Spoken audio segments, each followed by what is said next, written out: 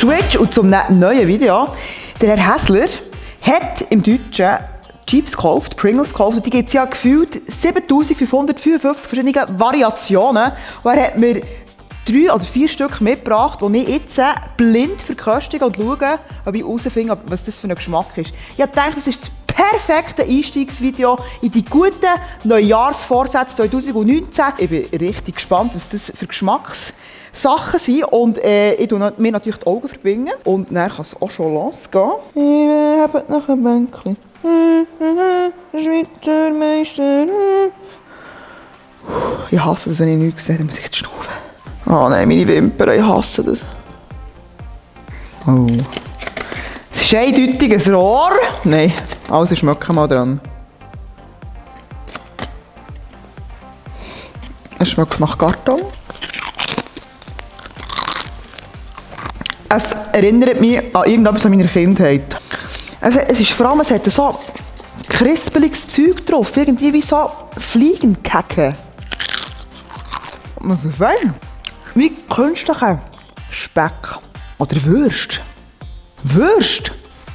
Und Sausage Crispy Bacon Flavor. Ah, das soll auch das Crispy nachher machen, das hure Geschmäus hier.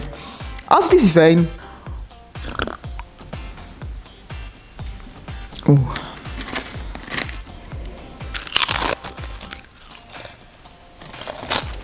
Oh, Essig und irgendetwas ganz Schräges. Nein, die sind geil. Ah, ich hasse so Chips. Du denkst so zuerst so, weh. Und dann denkst du so, ich muss mehr haben. Keine Ahnung. Also sicher Essig, es ist salzig, aber es hat auch etwas Süßes. Keine Ahnung.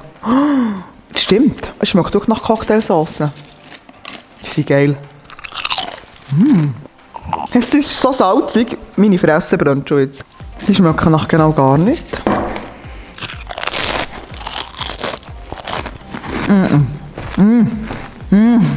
Ja, die sind recht langweilig. Die schmecken nach nichts. Ich mag ein bisschen. Das hilft, um den Geschmack herordnen, aus der Nase rausschnuppen. Oh nein, ich muss schnitzen. Aua, hat meine Fresse angeschlagen. Pfeffer, langweilig. Also nicht grusig, aber langweilig gezeigt. Prosecco. Also wollt ihr mich verarschen? Schmeckt das irgendwo vorne nicht nach Prosecco und ich weiss, wie Prosecco schmeckt. Das ist mein Fazit zu diesen Pringles Chips.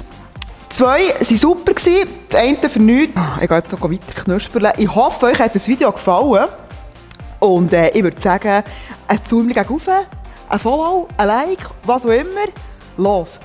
Wir sehen uns beim nächsten Mal und ich würde sagen, ich gehe noch ein bisschen fett werden.